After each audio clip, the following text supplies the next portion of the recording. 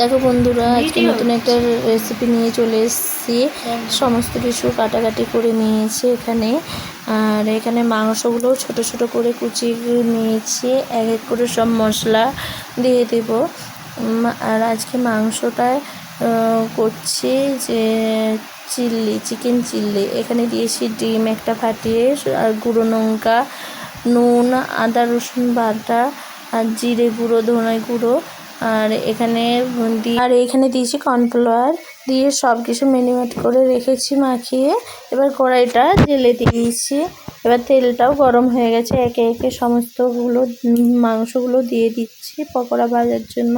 দেখো বন্ধুরা, কথা বলতে বলতে এখানে আমার পকোড়াগুলো ভাজা হয়ে গেছে। এবার তুলে নিচ্ছি একে একেভাবে। আবারও আমি সব পকোড়াগুলো ভেজে তোমাদের সাথে আবারও কথা বলছি। দেখো বন্ধুরা, এখানে আমার পকোড়াগুলো সব ভাজা কমপ্লিট হয়ে গেছে। এবার আমি এখানে আদা রসুন দিয়ে দিচ্ছি ভাজা করার জন্য, চিল্লির জন্যে।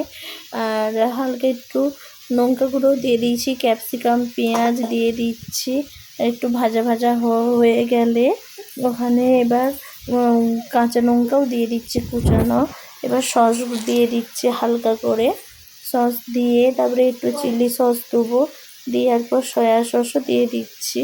দেওয়ার পর ভালোভাবে এখানে কর্নফ্লাওয়ার। দেখো বন্ধুরা, এখানে আমার মিডিয়াম হয়ে গেছে।